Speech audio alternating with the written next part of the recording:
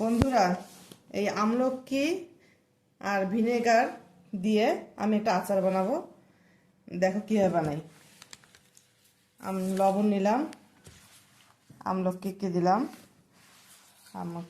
আমলকিগুলো তবে শুকাই, মানে একদম ভিজা রাখা যাবে না, ধুয়ে ভালো করে মুছে, মানে মুছে তারপরে এইভাবে লবণ মাখায় নিতে হবে। এটা লবণ মাখালাম, তারপরে এই যে একটা কাঁচের জারে দিলাম।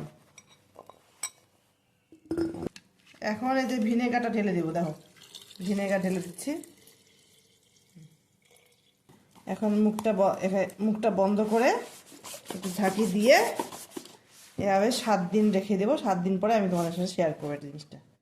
দেখো, আমলকিটা 7 দিন পরে কি সুন্দর ফুলে আচার হয়ে গেছে, আচারের মতো। এবার এটাকে আমার মেয়ে খেয়ে দেখবে। এই দেখুন কত ফুলে গেছে। খেয়ে দেখো তোমার কেমন হয়েছে। স্বাদটা খুবই সুন্দর না? দারুণ। এভাবে বানিয়ে তোমরা খাবে।